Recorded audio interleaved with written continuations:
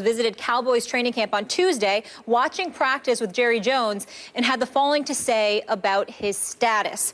BRILES said, quote, "I'm dumbfounded in trying to process everything as it goes, but it is what it is. Reality is reality, and so what I've got to do is redefine myself and start a new chapter, and that's what I'm doing, because I know who I am, I know what I've been for 60 years, so people may doubt what you say, but they'll always believe what you do, and I've always lived my life in a righteous manner." Jones believes BRILES will coach again soon, saying he would serve as a reference for BRILES if needed. BRILES says he expects to be back in coaching by November or December.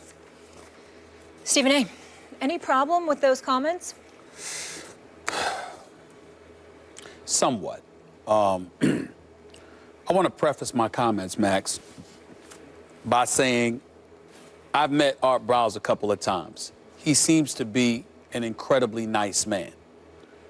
He is not the one who was sentenced to 20 years in jail for sexual assault like one of his players. He is not one of the a bevy of other players he's had through his program that have been arrested and accused of sexual assault. He should not be viewed that way. But what I have a problem with listening to him is that he's not accepting the magnitude of his dereliction of duty as the face of the program. There are parents who swore, or victims who swore they reached out to him and that he ignored their calls. There are others who said that your program ran amok, that you essentially turned a blind eye and a deaf ear, or you dragged your feet. Maybe not literally, but from a perspective standpoint, from the optics, it looked as if there was a level of urgency that you should have attached to the situation that you just didn't seem inclined to do. And so when you come out with statements like, you know who you are, you know what kind of man you are, there's perception and there's the reality of how you conduct yourself. Well, your inaction is part of your conduct. And that's what he's missing in all of this. It's the same thing with Penn State. Joe Paterno, God rest his soul, isn't the sick, psychopathic, sorry, no good Jerry Sandusky who deserves to be under a jail for the rest of his damn life, that was sexually molesting little boys. But you were the overseer of the program. You were the one who threw the president out of your house when he came to fire you.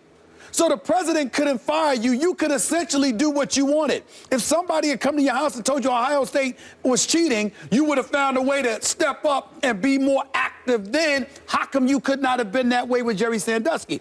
This is the same principle for Art Briles. What we're saying, Art Briles, is that couldn't you have done more?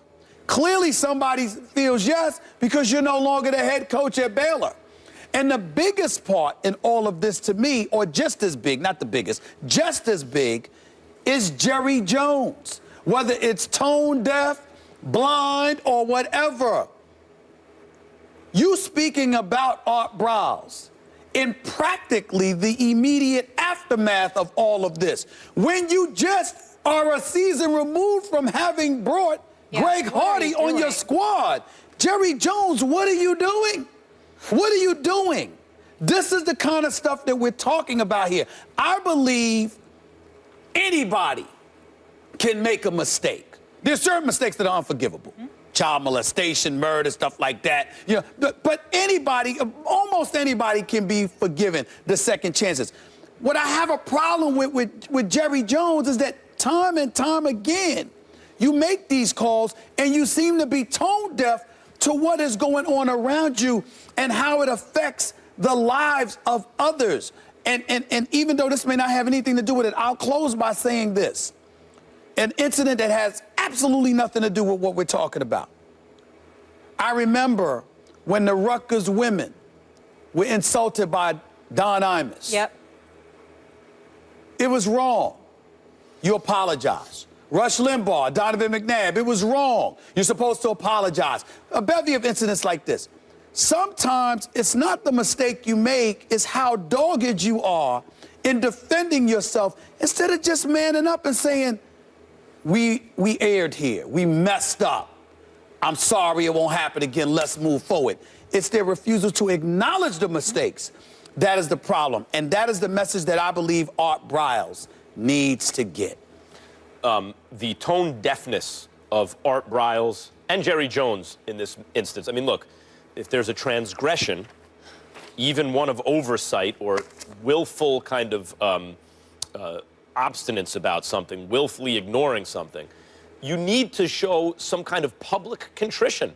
And when you start making excuses and talking about what a great guy you are, that's the opposite of that. But I want to talk about, and you bring up Joe Paterno. You know, the justice, the statue of justice, Yep. with blindfolded, with the scales of Yep. justice, right? Because justice is blind. It's not that the bad that you do obliterates the good. It's not like the good doesn't count anymore, but it gets weighed in the balance. And in the case of Joe Paterno, unfortunately, at the end of his life, he, through his behavior, through not taking more action, a terrible kind of moral atrocity took place. And I think they have to bring the statues down, the names off, the stuff, like all that stuff, not because he didn't also do a lot of good, but because it gets weighed in the balance. And that bad, I'm sorry, kind of outweighs the good ultimately.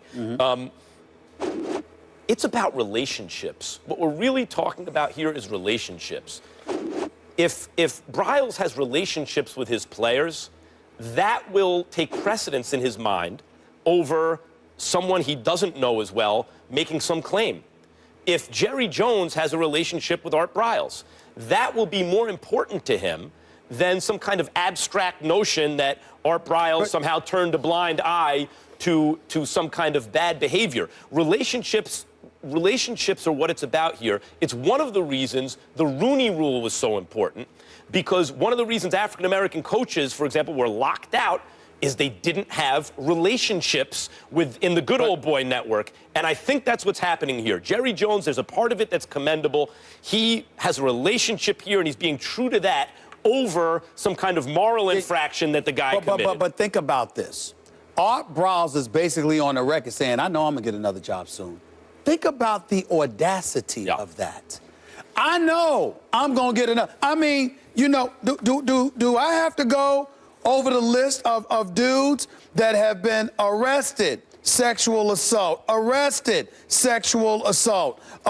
sentenced to 20 years in prison for sexually assaulting 2 females, okay? Title IX violations. I mean, what are you talking about? Well, even if you're going to get a job and you got inside knowledge that somehow you're going to land something, why in God's name would you publicly state, I know I'm going to be all right, as if you did nothing wrong? And if you're Jerry Jones and you're fresh off of bringing Greg Hardy on your team, guys getting arrested for all types of stuff, which I went through the other day with the Dallas Cowboys, why would you embrace that with such glee and smugness and what have you? You're just looking at these guys and you're saying, what in God's name are you thinking? I think in the case of Jerry Jones, and this is like, it's two-sided in this sense. You're right. It's a very bad look. But there is also a part of you that acknowledges, boy, if you have a friend in Jerry Jones, that dude is loyal. He's going to stand by you. And that's what I mean by relationships. Maybe Briles feels because he has networked enough, because he's embraced by a football community, that he is inoculated somehow from the kind of problems that were obviously apparent in his I get what you're saying. Hold on, Molly. I get what you're saying. But the last point I want to make is there's a difference between saying, look, bad things happen. He's my friend. I love him. I understand him. He made a mistake. I want him to get another chance. There's a difference between doing that and coming across as if you're a victim who's done nothing wrong. Oh, Art Briles. Or you're the friend of a victim who's done nothing wrong in the face of all this evidence. Art Briles may be a very good man. I am not here to cast aspersions on him. But there is clear that there was a negligence of duty on his part. At least, how difficult is that to own up to, Molly? How difficult is that to own up to, Max? Well, you just stand back and say, you know what? I should have been more on top In of that this. sense, Jerry Jones and those like him, although he's now done it publicly, are not good for Art Briles because they create this kind of enabling sense, and maybe that contributes to his tone deafness about all this, because, Molly, it certainly doesn't seem like he's very contrite. That's the thing, and especially when you're talking to reporters, can't he come out and be remorseful? And he has the opportunity to correct himself, to apologize, to say how he mishandled things, and then get into, I'm hopeful that I'll have a second chance and be a little more humble in it. And then the other thing is, if you're Jerry Jones, can't you say, if that's your boy, can't you be like, listen, I understand you made a mistake, and hang out outside of camp where there's a million reporters there?